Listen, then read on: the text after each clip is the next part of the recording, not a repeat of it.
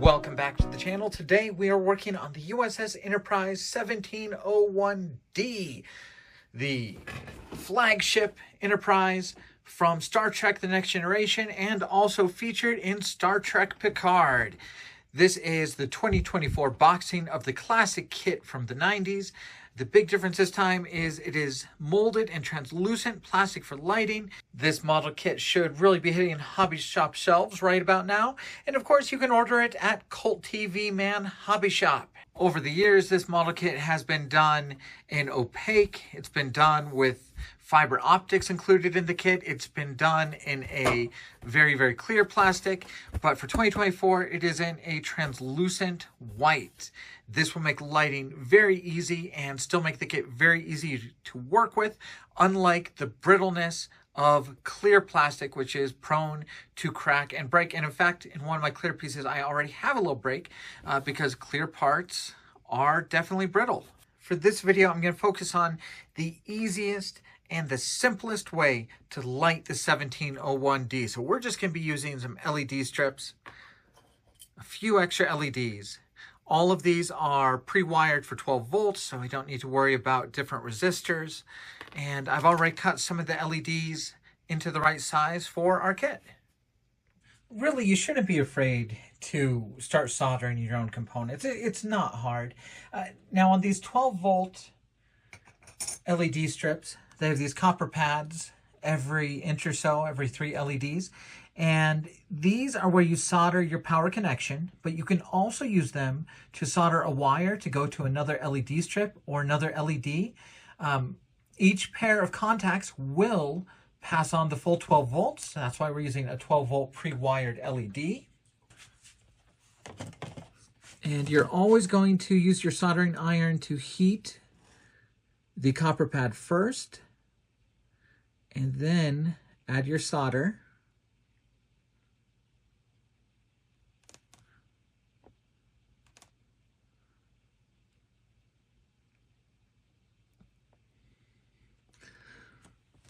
You really want just the copper pad to be what melts the solder, not the soldering iron.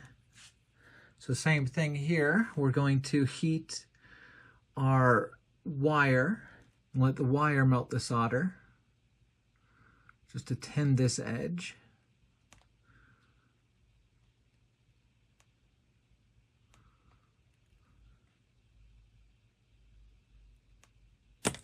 Once we have solder on the pad and solder on our wire, we're going to use the soldering iron to solder those together.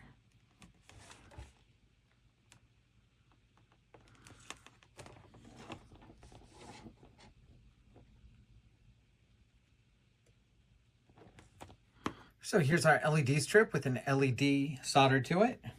Now we're going to add the power wires. So these are just some very thin gauge wires. We're going to be able to run through those pylons. We're going to solder these on just like we did the LED. All right, the LED strips have an adhesive on the bottom, so you just peel away the paper backing. You can stick them in place, and that's what the lighting for the nacelles will look like. Next, I did go ahead and solder those wires together, and I've soldered on another LED strip. This is going to be the lights for the engineering hull of the ship. So we'll put our nacelles in place here.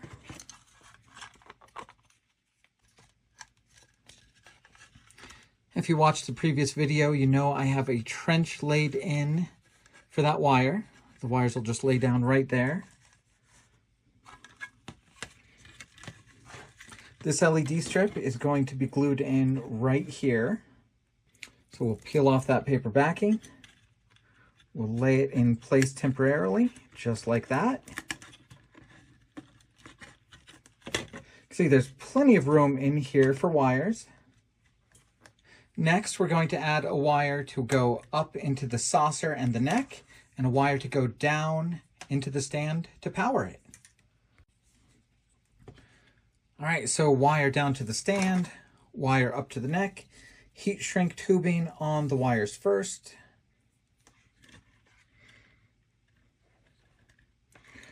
Going to twist the wires together to start. We'll go ahead and solder them.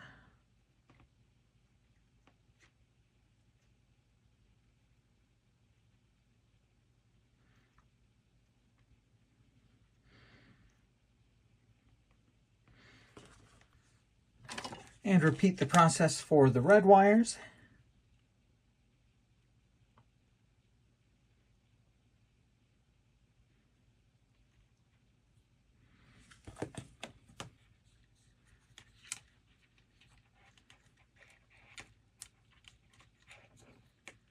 Move the heat shrink over our solder.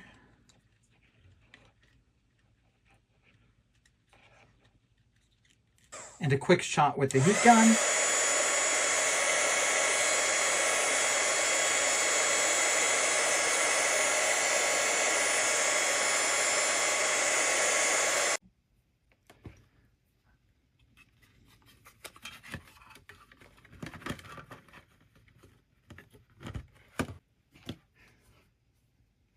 Now I'm going to get to the point where I'm going to do a lot of the assembly off camera, but the way this next part's going to work is this wire from our main assembly will come up into the neck and from there into the saucer.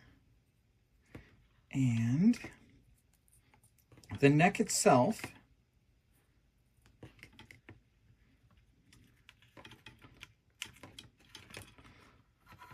will have its own LED strip here to shine down into the neck and partially into the hole as well.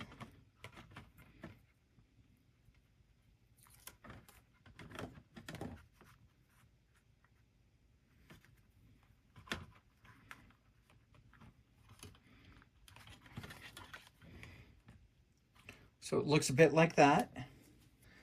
Then our main saucer, I've drilled a few holes in it as well to get the wires up.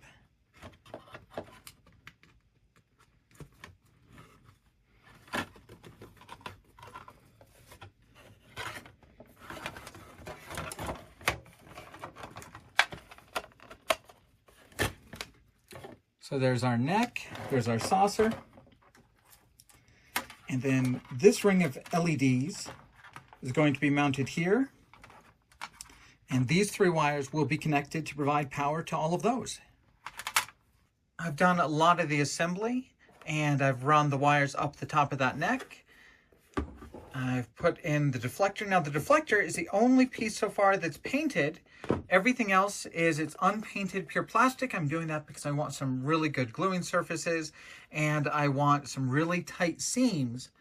And paint doesn't mess it up too much, but on this model kit, I just really wanted to be able to really get some good glue, press as tightly as I can, and hopefully eliminate some of those seam issues and light leak issues before I get too far. So I've laid down just a little bit of insulation. This is a little bit of packing material, and I've airbrushed the packing material blue to hopefully eliminate some hot spots. I've done that on both nacelles, and I've taken a tiny little bit of polyfill, pulled it apart, airbrushed that red, and put it in the front of our Bassard collectors to give it a little bit of dimension, remove some hot spots, and just give it a little bit of character.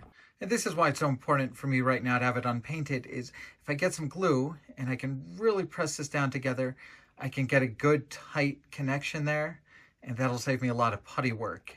Here's the bottom of the saucer, and I've laid down a ring of LEDs. I'm going to go ahead and feed these wires up through these holes, connect all these, then we'll be ready to close up the saucer. Well, I've completed assembly of the model, and as I usually do, I have a much better appreciation for the ship now that I can actually hold it in my hands. The model kit itself, very much a product of the late 80s. There are definitely gaps. There's a few alignment problems, but overall, a pretty decent model. And let's plug it in.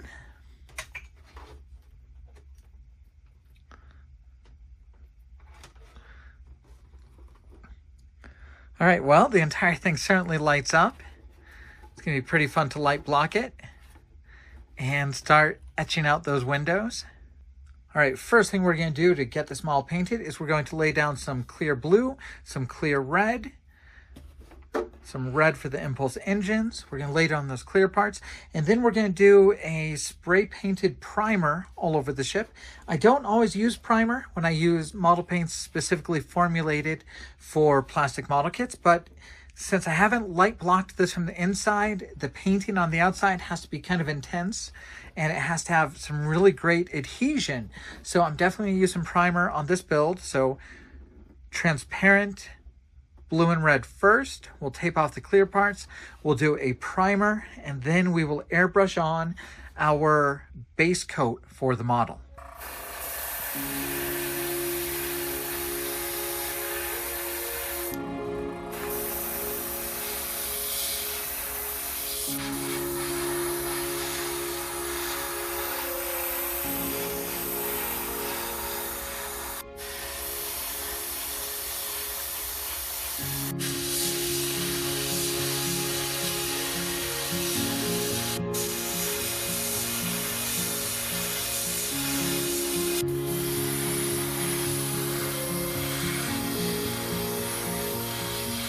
So I've masked off all of my clear parts. And now it'll be time to take it outside, spray it with a good coat of primer, and I'll be back right after that.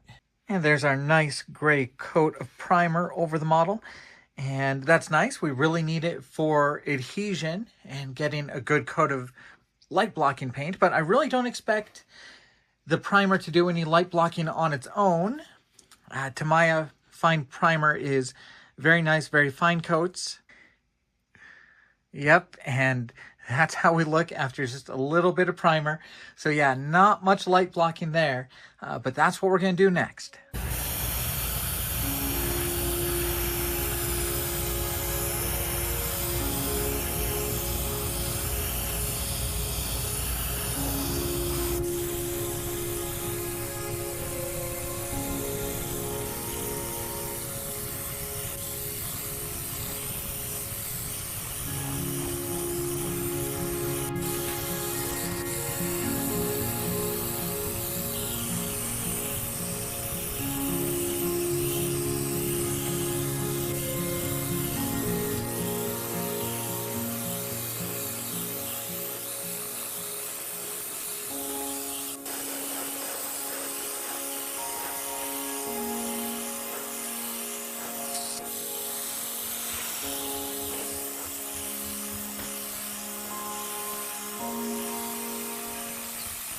As I move further along with the light blocking, I can see I have a few leaks here around the captain's yacht.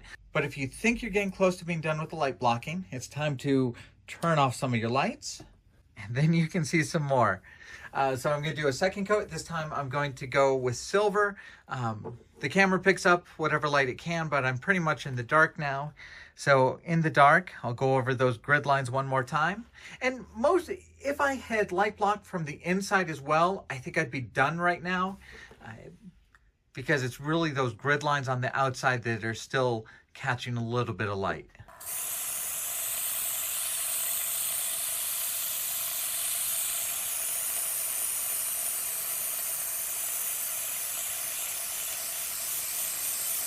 All right, it looks like I'm finally done with light blocking the ship. So we're gonna move on to adding some of the actual colors that will be on the ship and then our base coat.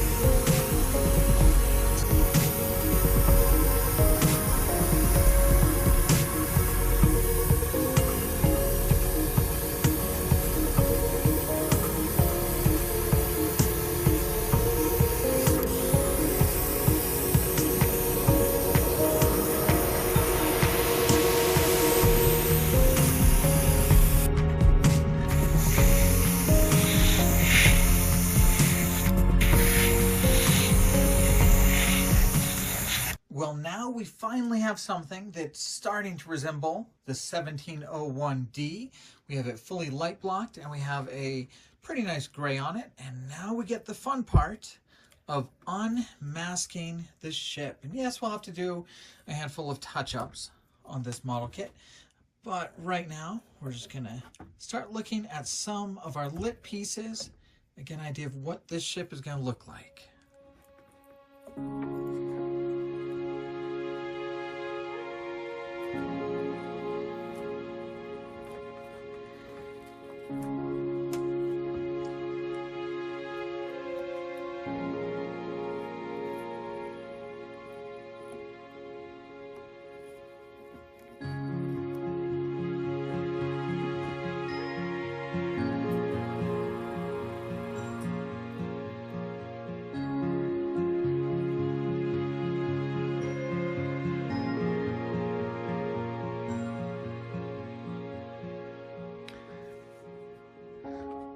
Well, now we have something that looks a bit like the Enterprise D, but it's time to start opening up those windows. And of course, since this is done in that translucent white, opening up the windows will be very, very easy.